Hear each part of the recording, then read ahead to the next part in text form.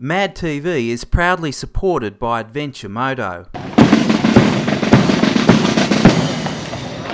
The British have hit back with the latest addition to the 1200cc adventure bike market. But this bike has its origins and pedigree strongly linked to the blacktop.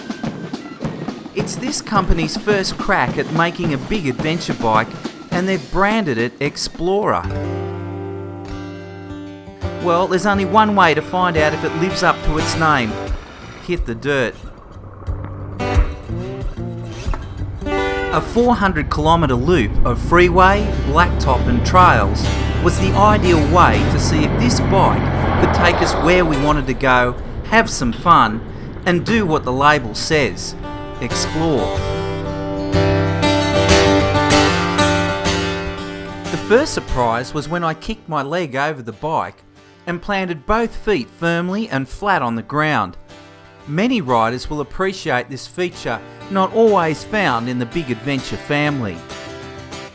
Then onto the freeway. The bike's ergos are great. Cruise control is a nice little feature that is useful if you want to avoid those speeding tickets, and it's easily and quickly adjustable. The fairing bounces the air over the rider's head with little, if any, buffeting. And the seat is one of the most comfortable I've felt. The icing on the cake was the big triple. Not the most powerful in its class, but it's the delivery that puts a smile on your face. The engine has a strong and responsive low and mid-range that is just so usable and forgiving. Combine that with frame geometry dependent on a long wheelbase that makes turning into corners effortless and stable. So, the big Triumph handles the blacktop well, hardly surprising considering its pedigree. But how would it go on the dirt, the place where I spend most of my time?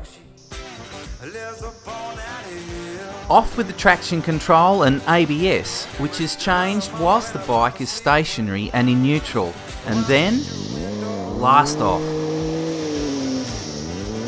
There is a dirt setting for the traction control that allowed for some rear wheel slippage, but I prefer to have full control of the bike when in the dirt.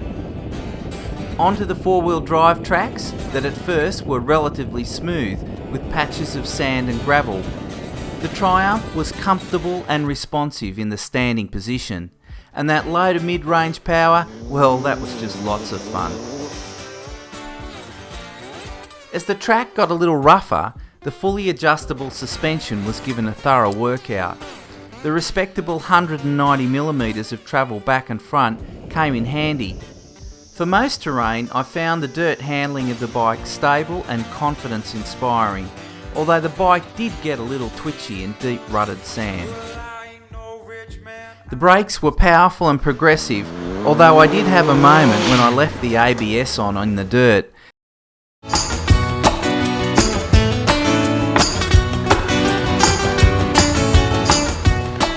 So the question on everyone's lips, will Australian adventure riders adopt this big pommy import in the land down under? This was a typical adventure riding day, and we found the bike very capable in all the conditions we rode it on.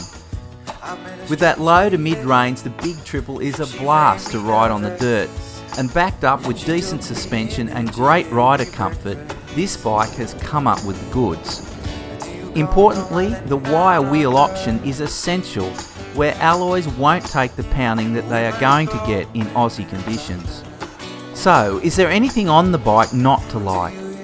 Well, the standard bash plate is simply not up to protecting the bike on these types of trails, where erosion mounds are common. The mounting bolts are thin and screwed into alloy engine casings, and with 260 kilos of bike, you've only got to misread one of those mounds and it will end in tears. Fortunately, as this review goes to air, a number of companies are working on an aftermarket solution with more robust mounting and heavier gauge plate material. And it couldn't be an adventure without a flat tyre. Fortunately, tubeless tyres are easy to fix, and we were back on the road within minutes. Washed down after a weekend of adventure, commuting during the week, and then back out onto the trails. The Triumph Adventurer has proved to us to be a capable all-rounder, and in a competitive market jam-packed with great bikes, life couldn't be better for Aussie adventure riders looking for that special deal. We're pretty sure more than a few of these bikes will find their way into the hearts of Aussie adventure riders. A big thanks to Trailzone magazine and Triumph Australia for providing the Triumph Explorer for this review. A full write-up on the bike can be found in the latest edition of Trailzone. We nearly lost one of our riders over a cliff. We had enough troubles getting the DR650 out, and I'm glad it wasn't the Explorer or the Beamer, or I think we still would have been there.